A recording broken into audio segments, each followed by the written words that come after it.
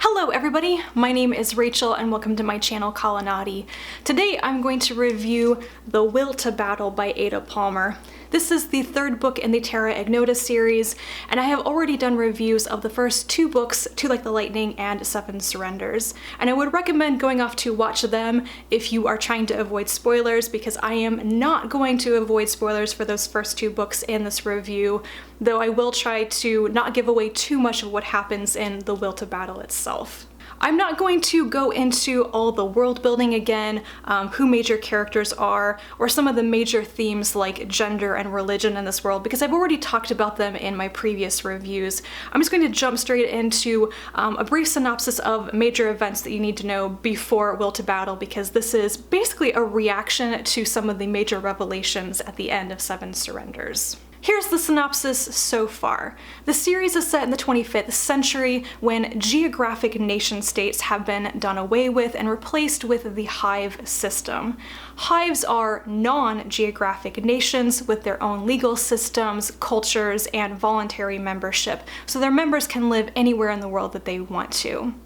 This series is kind of the record of the events leading up to the first war in 300 years and the first war that the hive system has had to endure. In the first two books, Two Like the Lightning and Seven Surrenders, the narrator, Mycroft Canner, relates those events that happen over 7 days that lead to this war. Those books also introduce two major characters, Bridger, a young boy who can bring objects to life, and Jed Mason, who is the child and adopted child of most of the hive leaders, and is also a visiting god from another universe. The big revelation from the first two books is that the hive system has been kept in balance, artificially and illegally, by an organization called OS, which kills people by rigging the global transit system. At the end of Seven Surrenders, Jed Mason is publicly assassinated by one of Sniper's dolls, and Sniper is now head of OS. Then Bridger resurrects Jed and decides to kill himself and use his body to resurrect Achilles, the man from legend and myth, who will come back to teach the world how to wage war once again. And that leads us to The Will to Battle, which covers the fallout from this disclosure of OS's existence and how it's been used. The world is legitimately shocked to its core to realize that the hive system hasn't been independently functioning well, that it's been kept in balance with systematic murder that targets some hives over others. As you might expect, this destroys the careers of the politicians and hive leaders who knew about and used OS's services.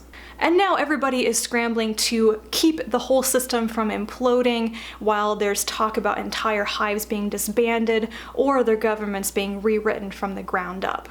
On top of all this panic about governments falling apart or behaving illegally, there's the brewing panic that Jed Mason will take control of all of the hives because he is the biological child, adopted child, heir, or named successor to almost all of the seven hives' leaders. And Jed, in his impenetrable thinking, refuses to renounce this and instead declares that he is going to wage war on the entire world and demand everybody's unconditional surrender. Like, WTF, Jed? With all of these many things happening, nobody knows what's going to be the one trigger for the war that they know is going to happen. It could be any one of these things. It could be all of them at the same time.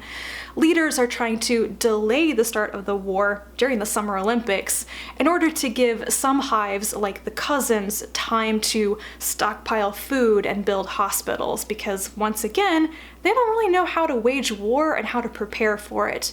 Which leads me back to Achilles. Achilles is the man from history and myth and a small boy's bedtime stories, brought back in a very strange, childlike form, and he is supposed to educate the hive leaders about how to fight a war, how to prepare. But I can't help but notice that he says very clearly that he doesn't necessarily win wars, but he's really good at dying in them. I enjoyed this book on par with the first two, definitely, but I couldn't help but notice that it felt different.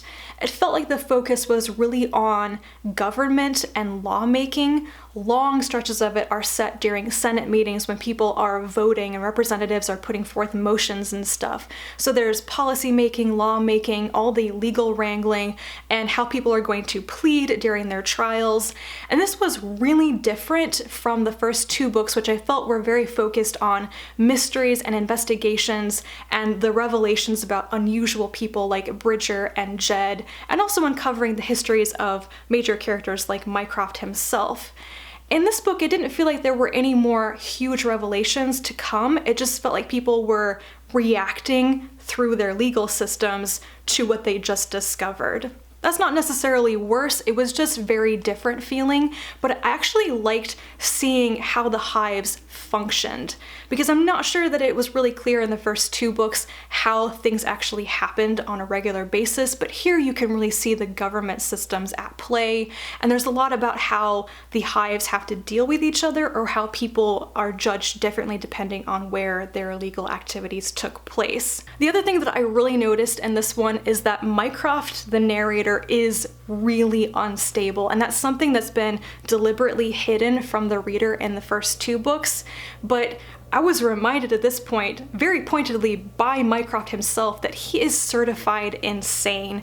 He has never been a reliable narrator. You know this from the very beginning, that he's going to be unreliable, but his actual breakdowns, like psychotic breaks, are included sometimes in the story and they're not edited out by other characters.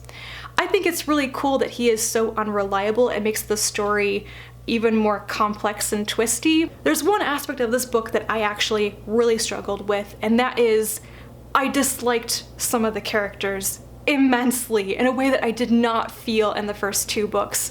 You probably think that one of them is Mycroft because he's a serial killer. He's enjoyed torturing people and cannibalism in the past, and he's insane. But his side of the story is really interesting. He's a fantastic character, and I'm so there for anything about him being redeemed or rehabilitated or not. But I'm actually referring to two specific characters here. The first one is Jed. I thought Jed was very enigmatically cool in the first two books, but you only see him at a distance. He's definitely the man of mystery. There's only these implications about him, and then you find out that he's kind of a living god visiting from another universe, and that was really cool. In The Will to Battle, he appears a lot, and you see him very up close. You see his behavior more and how he actually talks and the decisions that he makes, and I did not like a lot of it. I didn't like him. I did not understand how he was thinking. It seems like he really only cares about this great conversation that he thinks he's having with our world's god, but he can't even hear the other part of the conversation clearly. I just thought he came across like he was really dicking around with the whole world in a very self-centered way. I just didn't like it. And then there's the other character, Dominic. Dominic appears in To Like the Lightning and Seven Surrenders as well, and I think that they are as sick and twisted and depraved as Mycroft has ever been. I think the big difference there is that Dominic hasn't killed people yet, or hasn't been caught at it, and isn't shackled. Mycroft is basically a prisoner, and he is living through his sentence and his punishment. Dominic is still out there doing things, and I think that they are just as bad as Mycroft's behavior has been described. And so there are a lot of passages featuring them that I really don't like reading. In The Will to Battle, there's actually a pretty tame one, which is when Dominic is torturing a bound and gagged Carlisle Foster by reading them Blaise Pascal out loud. This doesn't sound like it's bad, it's just kind of weird, but the way that it's described, the language used to describe this scene, makes it seem almost like religious torture porn. That's Dominic. In summary, I remain fascinated by these books.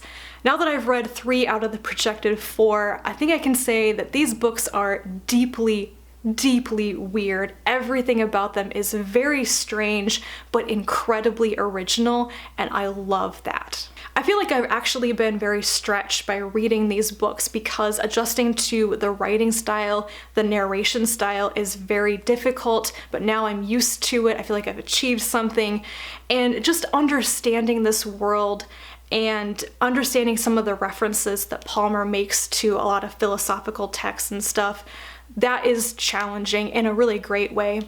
I think that Palmer maybe views this series as being her contribution to a very long, ongoing philosophical discussion, and I don't completely understand that part of the series, and I'm not really tempted to go off and read Hobbes or anything like that now. It's not really my thing, but I love what Palmer is attempting with this series because I think it's really unusual for science fiction. I think that's enough from me on The Will to Battle, so I will leave it there.